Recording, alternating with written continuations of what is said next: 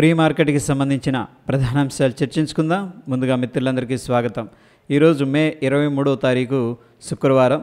ముందుగా ADR sentiment ఎలా ఉందనేది పరిశీలన చేసినట్లయితే HDFC bank, Wipro, ICICI bank, doctor Reddy's labs, Infosys, ADRs అన్నీ కూడా నెగిటివ్లో అయితే ట్రేడ్ అవుతున్నాయి. ముఖ్యంగా ఐటీ నుంచి కొద్దిగా ప్రెషర్ కనిపిస్తుంది. విప్రో కానీ ఇన్ఫోసిస్ కానీ దగ్గర ఏంటంటే 1% దాకా నెగిటివ్లో క్లోజ్ అయినాయి. ఏడిఆర్స్ నుంచి నెగిటివ్ సంకేతాలు అనేది క్లియర్గా ఉన్నాయి. ఇక ఇండియన్ ఇండిసెస్ ఎలా పర్ఫామ్ చేసినాయి అనేది పరిశీలన చేసినట్లయితే ఎఫ్ఎంసీజీ, ఐటీ, ఆటో అనేది నిన్న టాప్ లూజర్స్గా ఉండగా మీడియాలో మాత్రం స్ట్రాంగ్ రికవరీ అనేది కనిపించింది. మొత్తం మీద నిన్నటి రోజున 90% ఇండిసెస్ అయితే నెగిటివ్లోనే క్లోజ్ అయినాయి. గ్లోబల్గా మార్కెట్స్ ఎలా ఉన్నాయి అనేది పరిశీలన చేసినట్లయితే South Korea, Russia, Hong Kong, France, China ఇక్కడ దాకా నెగిటివ్గా ఉండగా London, Dow Jones industrial average futures, US 500, okay, German, Europe and Asia market, Japan పాజిటివ్గా అయితే ట్రేడ్ అవుతున్నాయి. ఎనీహౌ ఇక్కడ గ్లోబల్గా మనకి అగ్రెసివ్ బెరిష్నెస్, అగ్రెసివ్ బుల్లిష్నెస్ అయితే కనిపించట్లేదు. ముఖ్యంగా US మార్కెట్స్ అయితే స్లైట్ గ్రీన్లో ట్రేడ్ అవుతూ ఉన్నాయి. యూఎస్కు సంబంధించిన టాప్ 30 కంపెనీస్ నిన్నటి రోజున ఏ విధంగా క్లోజ్ అయినాయి అనేది పరిశీలన చేసినట్టయితే United health, Verizon, home depart అనేది top losers లిస్టులోకి వెళ్ళిపోగా top గెయినర్స్లో Nike, మెర్కంట్కో, అమెజాన్.com, Goldman socks అనేది కనిపిస్తుంది. మొత్తం మీద నిన్నటి రోజున కూడా పెద్దగా స్ట్రెంగ్త్ అనేది కనిపించట్లేదు US మార్కెట్స్ నుంచి. గ్లోబల్గా ఎకనామిక్ క్యాలెండర్ అనేది పరిశీలన చేసినట్టయితే నిన్నటి రోజున యూఎస్కి సంబంధించిన ఇనీషియల్ జాబ్లెస్ క్లెయిమ్స్ డేటా అనేది రావడం జరిగింది. మొట్టమొదటిసారి నిరుద్యోగ భృతికి అప్లై చేసుకునే వారి సంఖ్య తగ్గింది. సో ఇది పాజిటివ్ అని చెప్పొచ్చు. S&P గ్లోబల్ వాళ్ళు manufacturing PMI data, purchasing managers index data అనేది రిలీజ్ చేశారు. ఇన్ ఏ సింపుల్ వే ఏంటంటే మ్యానుఫ్యాక్చరింగ్ అనేది పెరుగుతుందా తగ్గిపోతుందా, సో ఇది కూడా పాజిటివ్గా రావడం జరిగింది. సో సర్వీసెస్ సెక్టార్కి సంబంధించిన PMI డేటా కూడా రిలీజ్ చేశారు. ఇది కూడా పాజిటివ్గా రావడం అనేది జరిగింది.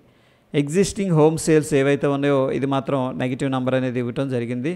ఈరోజు విషయానికి వచ్చేసరికి new home sales data release అవుతుంది సాయంత్రం 7:30 ఇది వెరీ ఇంపార్టెంట్. ఇండియాకి సంబంధించిన ఎకనామిక్ క్యాలెండర్ అనేది పరిశీలన చేసినట్టయితే నిన్నటి రోజున HSBC వాళ్ళు PMI డేటా అనేది రిలీజ్ చేశారు మ్యానుఫ్యాక్చరింగ్ సర్వీసెస్కి సంబంధించింది. మొత్తం మీద ఈ నంబర్ అయితే పాజిటివ్గా రావటం అనేది జరిగింది.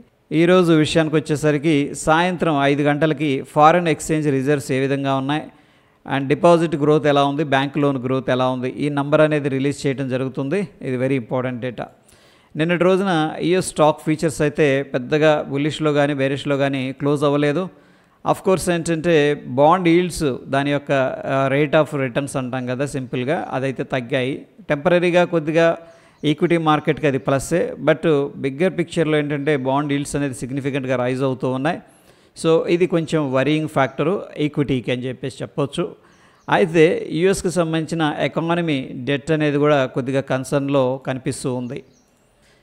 ఇక ఈరోజు ఫ్యూచర్ అండ్ ఆప్షన్స్ నుంచి కొన్ని స్టాక్స్ అయితే రిజల్ట్స్ అనౌన్స్ చేస్తూ ఉన్నాయి. ABF feral, Balakrishna industries, JSW steel, Glenmark, Ashok Leyland వీటిల్లో సిగ్నిఫికెంట్గా వోలటాలిటీ ఉండే అవకాశం కనిపిస్తుంది. ఇక ఫ్యూచర్ అండ్ ఆప్షన్స్లో టిటాగ్రర్, డిక్సన్, RBL బ్యాంక్, మనప్పురం అనేది బ్యాన్ లిస్టులోకి వెళ్ళిపోయాయి. వీటిల్లో మనం ఫీచర్స్ అండ్ ఆప్షన్స్లో ట్రేడ్ అయితే చేయకూడదు. క్యాష్ మార్కెట్లో బై అండ్ సెల్ అనేది చేసుకోవచ్చు. ప్రాబబ్లీ CDSL, చంబల్ ఫర్టిలైజర్స్ కూడా బ్యాన్ లిస్టులోకి వెళ్ళడానికైతే పాసిబిలిటీస్ కనిపిస్తూ ఉన్నాయి. ఇక individual stocks NMDC, national aluminium, Angel one, MFSL వీటిల్లో సిగ్నిఫికెంట్గా లాంగ్ బిల్డప్ అనేది జరుగుతూ ఉంది. అంటే ఇక్కడ నుంచి కూడా ఫర్దర్గా అప్సైడ్ వెళుతుంది అని ఓ ఎక్స్పెక్టేషన్ అయితే ఉందని చెప్పేసి మనకు తెలుస్తుంది. యాస్ట్రల్, ఇండస్ఇండ్ బ్యాంకులో సిగ్నిఫికెంట్గా షార్ట్ కవరింగ్ అనేది జరుగుతూ ఉంది. ప్రీవియస్గా ఎవరైతే షార్ట్ చేశారో వాళ్ళందరూ కూడా రికవరీ అయితే చేస్తున్నారు. కాల్పాల్, BSC, PEL, M&M, బయోకాన్ వీటిల్లో సిగ్నిఫికెంట్గా షార్ట్ బిల్డప్ అనేది జరుగుతూ ఉంది. అంటే ఇవి ఫర్దర్గా కిందకి వెళతాయి అనే ఓ ఎక్స్పెక్టేషన్ అయితే ఉన్నట్టు మనం అర్థం చేసుకోవచ్చు. ITCలో లాంగ్ అన్వైండింగ్ అనేది జరుగుతుంది. ఇప్పటిదాకా లాంగ్ హోల్డ్ చేసిన వాళ్ళు ప్రాఫిట్లో ఎగ్జిట్ అయిపోతున్నారు అని చెప్పేసి డేటా చెప్తూ ఉంది. ఇక నిఫ్టీ హీట్ మ్యాప్ అనేది పరిశీలన చేసినట్టయితే నిన్నటి రోజున IndusInd bank, Bajaj auto, Hero MotoCorp అనేది టాప్ గెయినర్స్ లిస్ట్లో ఉండగా ONGC, ITC, Mahindra and Mahindra top losers లిస్టులోకి వెళ్ళిపోవడం అనేది జరిగింది.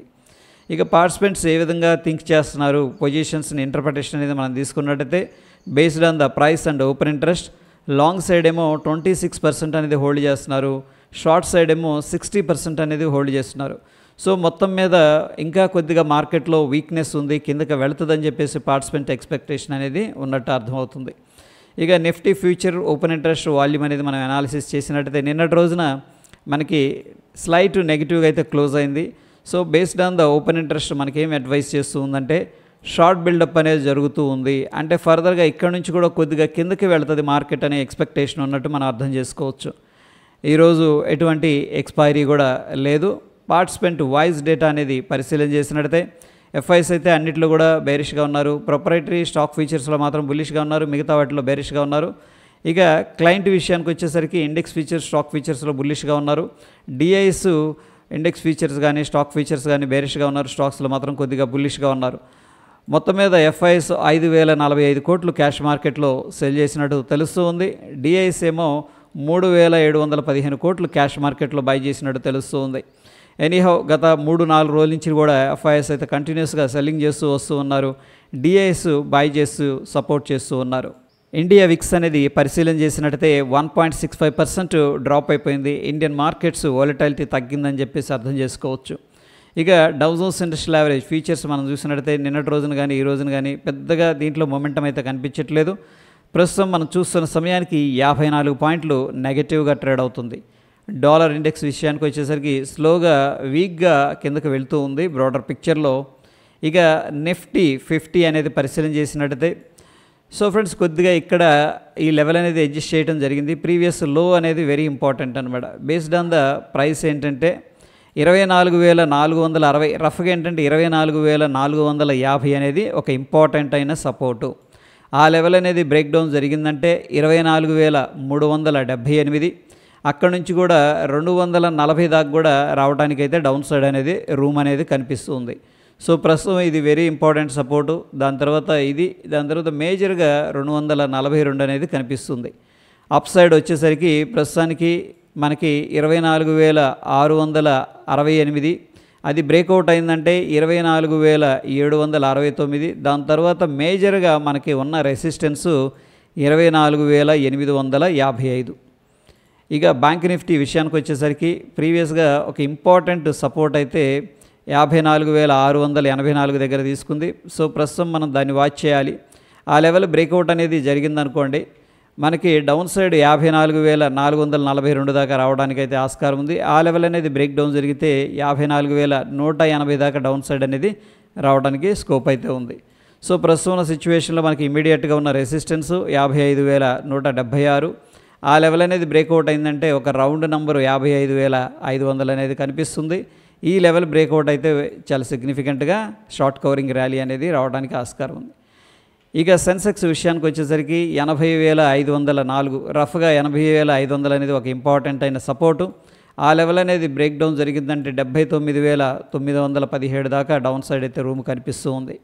ఇక అప్ సైడ్ మనకు వచ్చేసరికి 81,182 ఇమీడియట్గా రెసిస్టెన్సు, 81,691 మనకి అగైన్ ఏంటంటే స్ట్రాంగ్ రెసిస్టెన్స్ అనేది కనిపిస్తూ ఉంది.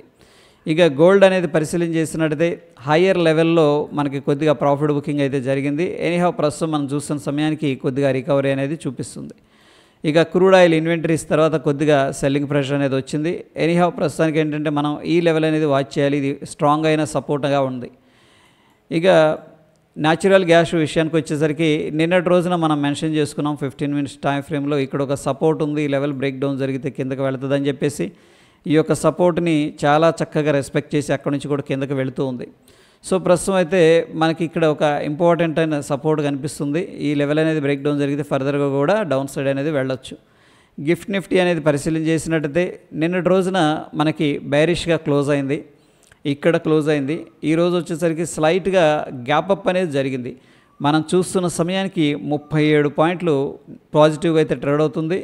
24,692 దగ్గర గిఫ్ట్ నిఫ్టీ ఫ్యూచర్ అనేది ట్రేడ్ అవుతూ ఉండగా మన నిఫ్టీ ఫ్యూచర్ 24,652 దగ్గర అయితే క్లోజ్ అయింది. సో మొత్తం మీద ఒక 40 పాయింట్లు పాజిటివ్గా కనిపిస్తుంది. Based on the gift Nifty మనం ఒక స్మాల్ గ్యాప్ అప్ అనేది ఎక్స్పెక్ట్ అయితే చేసుకోవచ్చు. లేదు అంటే కూడా ఒక ఫ్లాట్ ఓపెనింగ్ అనేది జరిగే అవకాశాలు ఉన్నాయి. ఎందుకు అంటున్నానంటే నిన్నటి రోజున నెగిటివ్గా క్లోజ్ అయింది కాబట్టి సో ఆ యొక్క సెంటిమెంట్ అనేది కొద్దిగా ఉండటానికైతే పాసిబిలిటీస్ ఉన్నాయి.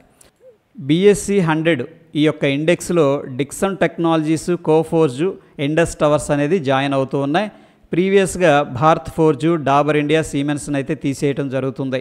ఎనీహౌ ఒక ప్రెస్టేజ్ కాబట్టి ఇది, ఎందుకంటే BSE 100 అనేది ఒక ఇండెక్స్. సో డెఫినెట్గా ఈ యొక్క 3 కంపెనీల్లో కూడా స్ట్రాంగ్గా పాజిటివ్ మొమెంటం అనేది రావడానికి అయితే పాసిబిలిటీస్ ఉన్నాయి. ఎనీహౌ ప్రైస్ యాక్షన్ను బట్టి మనం డెసిషన్స్ అనేది తీసుకోవాల్సి ఉంటుంది. ఇక టెక్నికల్గా ఇండికేటర్స్ ఏం చెప్తున్నాయి అనేది పరిశీలన చేసినట్టయితే బ్యాంక్ నిఫ్టీలో డైలీలో న్యూట్రల్ ఉంది. అండ్ లోవర్ టైం ఫ్రేమ్లో ఏంటంటే మనకి బై అనేది అడ్వైస్ చేస్తూ ఉంది. నిఫ్టీ 50లో కూడా డైలీ టైం ఫ్రేమ్లో బై ఉంది, లోవర్ టైం ఫ్రేమ్లో కూడా బై అనేది అడ్వైస్ చేస్తూ ఉంది. మొత్తం మీద మనం అబ్జర్వ్ చేసినట్టయితే ఏడిఆర్స్ నుంచి మనకి నెగిటివ్ సంకేతాలు అనేది కనిపిస్తూ ఉన్నాయి. ముఖ్యంగా గ్లోబల్ మార్కెట్స్ అయితే ఎయిదర్ బుల్లిష్గాను లేవు, బేరిష్గాను కనిపించట్లేదు, సైడ్ వేస్లో ఉన్నాయి.